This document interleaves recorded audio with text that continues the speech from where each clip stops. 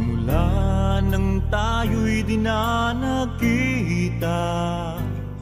Magandang araw po sa inyong lahat, mga giliw naming tagapakinig. Narito po ang karugtong ng kasaysayan na itinampok namin sa linggong ito, dito sa ating dulang. Luha. Bakit kasi nag-aya ka nang umuwi ka agad eh? Aga-aga pa oh. 10:00 pa lang ng hapon ah. Baka kasi makalata si Carlo. Hindi nga ako ang tumao sa tindahan ngayon eh. Eh, paano nung makakala tayo eh? Hindi ba't sinabi mo na mag-day off ka? Kaya nga, sinabi kong mag-day off ako dahil pagod ako.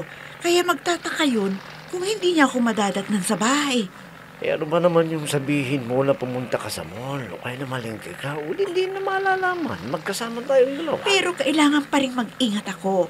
Kaya kailangan kong umuwi ng maaga para walang problema. O sige na, ihinto mo na ang tricycle. Ano? Nandito pa lang tayo sa palengke. Wala pa tayo sa bahay nyo. Ano ka ba?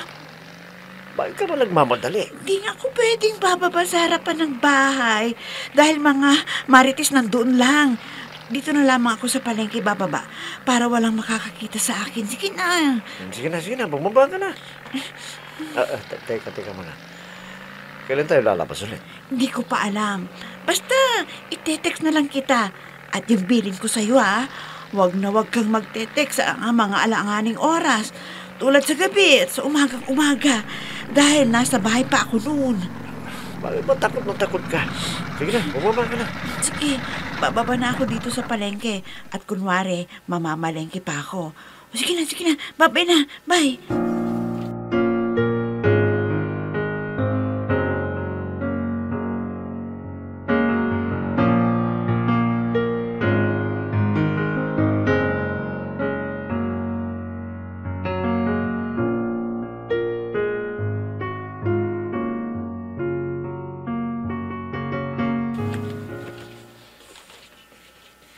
Ate Marla?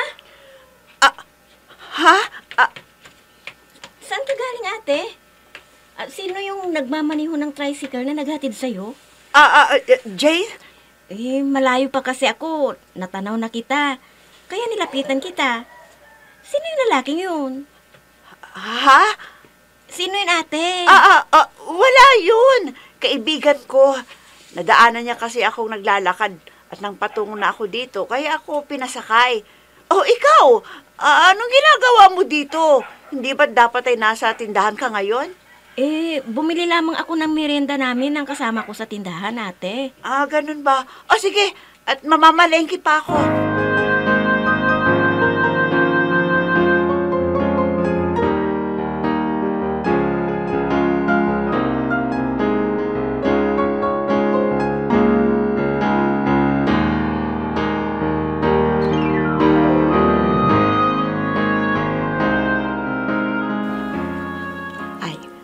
Sige, rat-ratin mo na.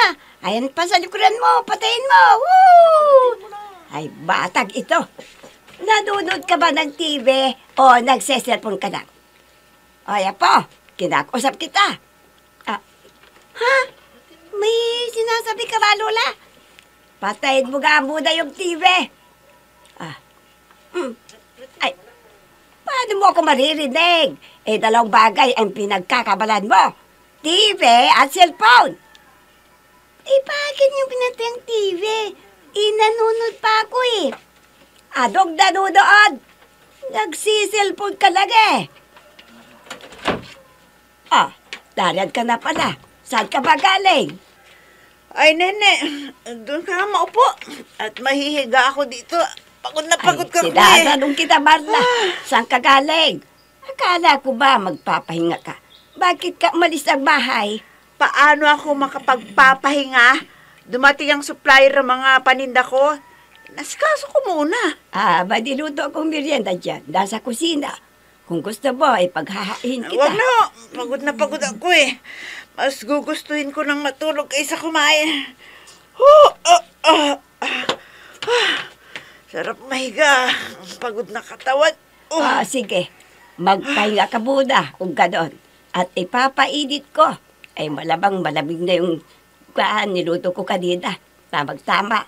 Para dun sa pinapanood kong palabas na comedy sa telebisyon.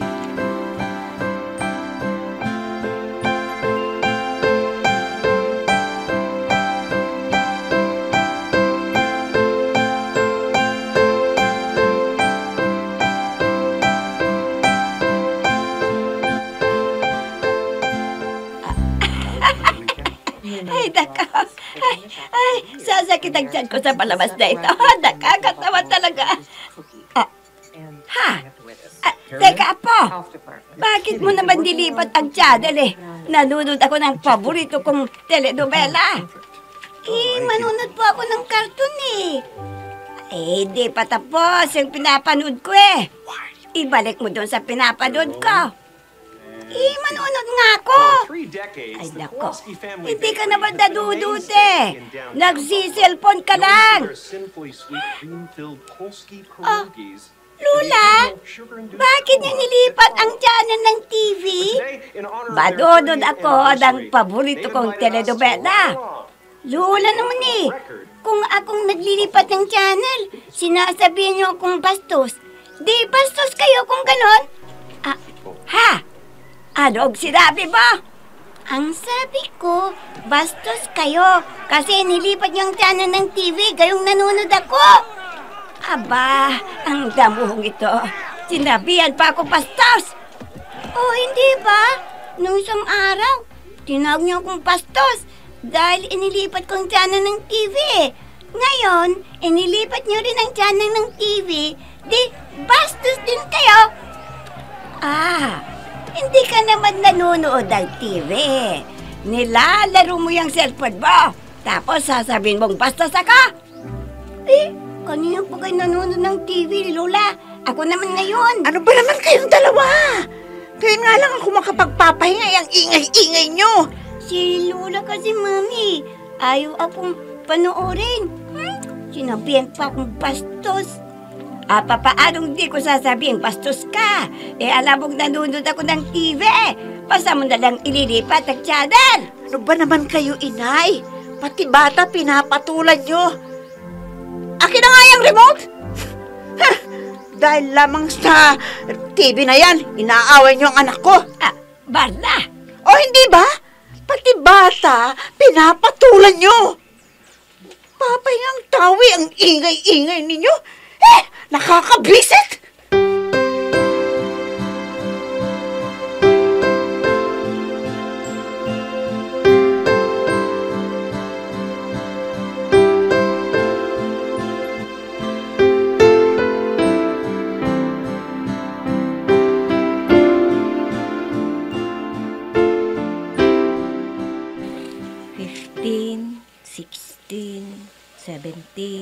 Jane. 18. Kuya Carlo, nariyan na ho pala kayo. Kumusta ang benta? Okay lang po. Ito nga po at binibilang ko na ang napagbentahan natin sa araw na ito dahil wala na hong tao Maraming salamat at pumayag ka. Kung hindi, nasayang ang income natin sa araw na to. Wala ho yun. Kami naman ho ang kawawa ni Adiling kung hindi namin pagmamalasakitan tong tindahan ninyo. Mawawalan po kami ng pagkakakitaan. Oo nga. At salamat sa lawak ng pangunawa mo. Siya nga pala. Ito ang tig-isang daan ninyo ni Adiling, pang merienda ninyo. Nako, wag na ho. Uuwi na rin po kami at maghahaponan paglabas namin dito. Pang merienda nyo yan bukas, pagpasok nyo ulit. Huwag kang mag-alala, papasok na bukas ang ate Marda mo. Matutuloy na ang date ninyo ng boyfriend mo.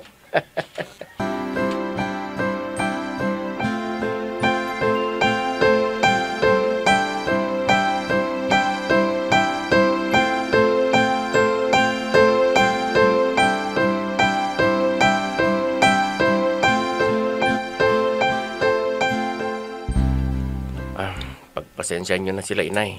Huwag kayong mag-alala at babawi na lamang ako sa inyo. Ay, yan naman lagi ang sinasabi mo Hanggang kailan ko pagtitiisan ang ugali ng babaeng yun, ha? Inay, ito na naman tayo Wala na akong ibang naririnig sa'yo kundi babawi.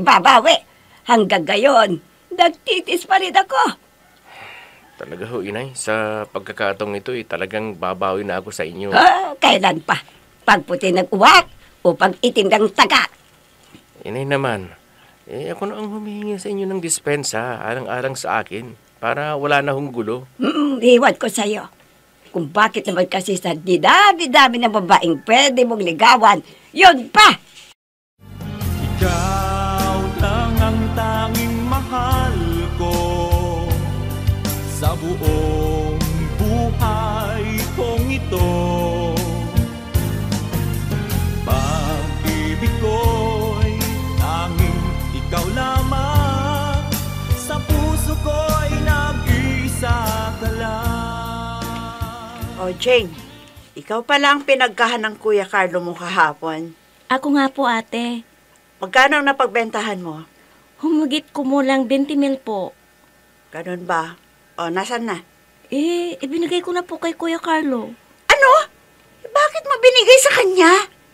Dumaan po kasi dito sa tindahan kahapon nang magsasara na kami. Bakit? Sinabi ko bang ibigay mo sa kanya? Hindi naman, di ba? Opo, ang akala ko kasi ay bibigay ko kay Kuyang napagbentahan Bakit? Nakikita mo bang ibinibigay ko sa kanyang napagbebentahan? Alam mong hindi siya nakikialam sa pagpapatakbo ko nitong tindahan. Binigay mo naman sa kanyang pera. Pasensya na ho, ate.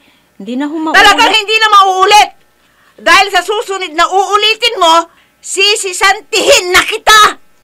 Nag-isa ka lang.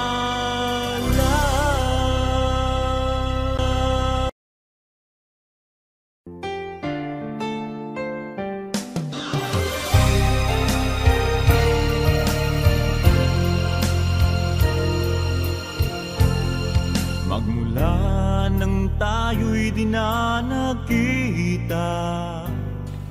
Ay, pambihir ang buhay ito. Ako pa itong nakikipanood lang ng TV sa kapitbahay. Nay! Samantal, ikaw pala.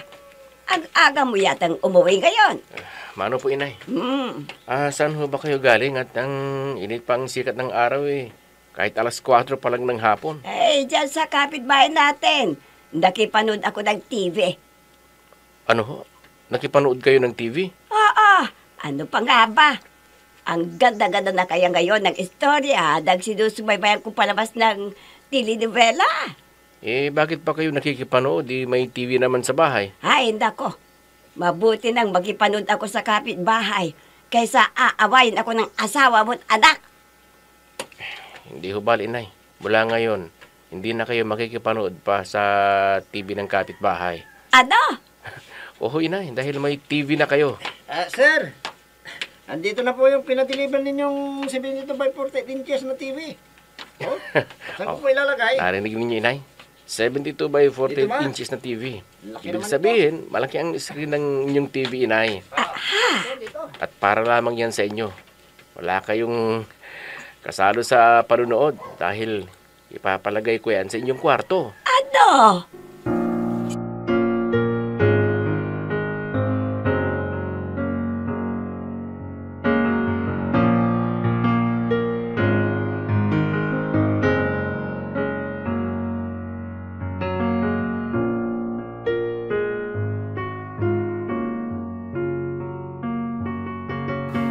Wow!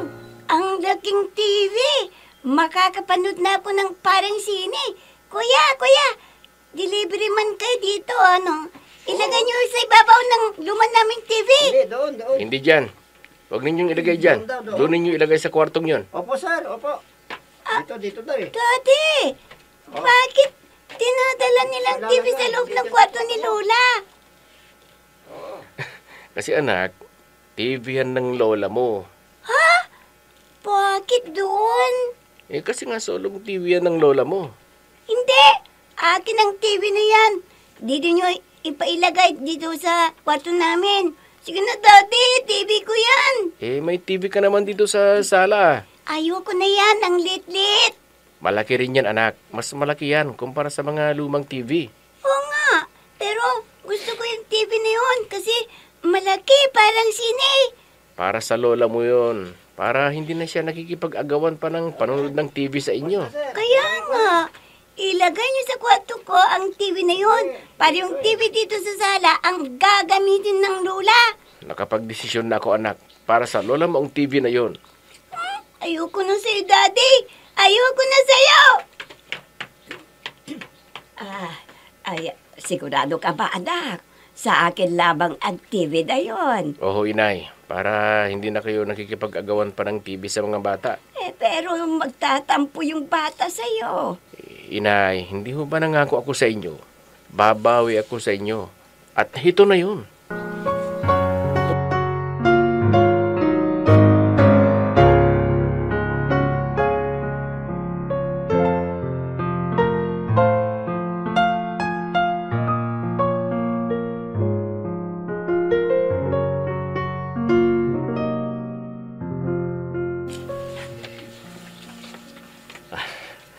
Ano pang ginagawa mo dito?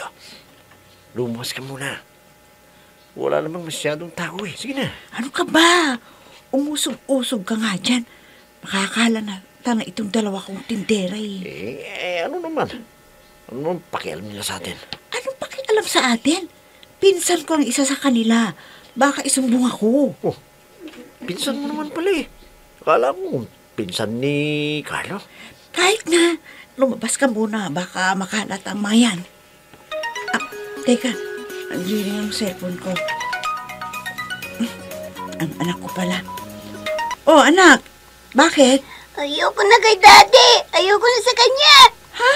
Ano bang pinagsasabi mo dyan? Ayoko na kay Daddy, Mami. Galit ako sa kanya. Galit ako sa kanya. Ha?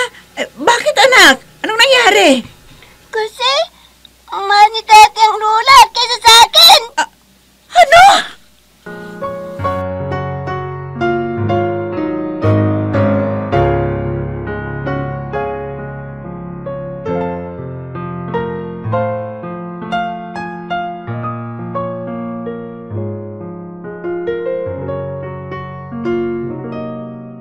Ay, dako ko bahare. Ang laki-laki ng TV ko. Para akong may CD sa kwarto. Oo. Oh, bumili ng anak ko ng TV para lang daw sa akin. Ha? Ay, dako, oo. Sinabi mo pa. Hindi na ako makikipag-agawan sa mga bata dito. Oo, sige kumare. At magsisimula na ang teleseryeng sinusubaybayan ko tuwing gabi. Manunod pa ako bago ko matulog. Naku po, ang saya-saya ko. Dahil yung TV dito sa loob ng kwarto ko, ang laki-laki.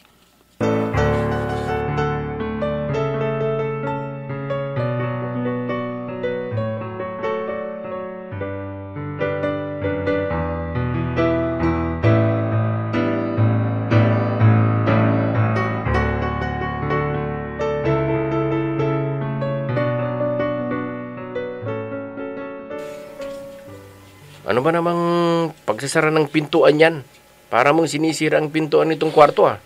At ano ang gusto mong sirain ko? Yung bagong bili mong TV? Ha? Pabili-bili ka ng bagong TV. Kay inay mo lang pala ibibigay. Kasi nga, madalas mag-away si inay at ang anak mo dahil lamang sa TV. Paano naman kasi? Nakikipag-agawan ng nanay mo sa panunod ng TV. Kaya nga, bumili na ako ng sariling TV, inay, para wala nang away. Kunting bagay lang pinag-aaway nilang dalawa. Paano naman kasi? Hindi na ipaubayan ng ina mo yung panunod ng TV sa bata. Sweetheart, intindihin mo na lamang si inay. Ang TV lang naman ang tanging libangan niya Libangan na naging dahilan ng sama ng loob ng anak ko. May TV naman sa sala. Tignan mo nga ngayon. O hindi ba? Pareho na silang tahimik, walang away. Hindi ka na naawa dun sa bata? Bakit kasi hindi na lamang yung malaking TV ang ilagay mo sa sala at yung lumang TV ang ilagay mo doon sa kwarto ng nanay mo? Sweetheart, ito na nga ang TV nating malaki Pwede namang manood dito ang anak mo. Ang gusto nga niya ay sa sala manood dahil madalas natin siyang pinalalabas dito sa kwarto pag matutulog na tayo. Sige, sabihin mo sa anak mo. Huwag na siyang malungkot dahil bibilhan ko rin siya. Ha? Talaga? Kailan? Pag nakaipon ako ulit, siya rin ang bibilhan ko ng malaking TV. Nag-iisa ka lang.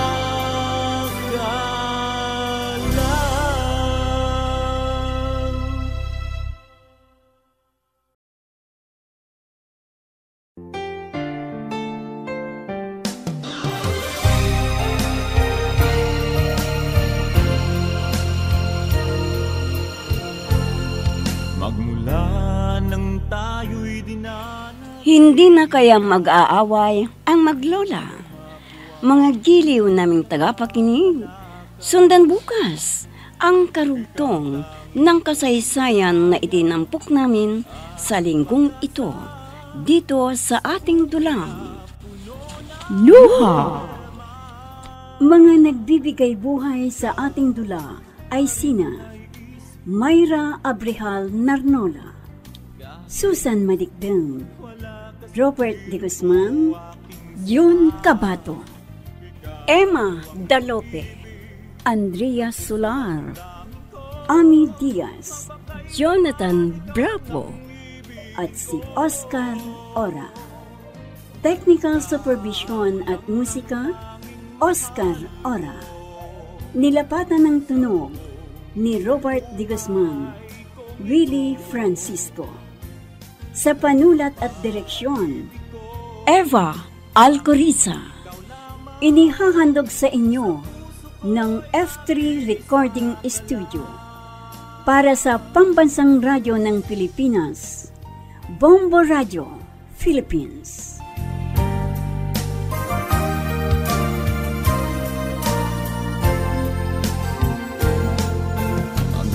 Alaala nating di malilimutan, kay sarap ng ating suyuan. Lagi kong natatandaan, maligayang araw nating nagdaan.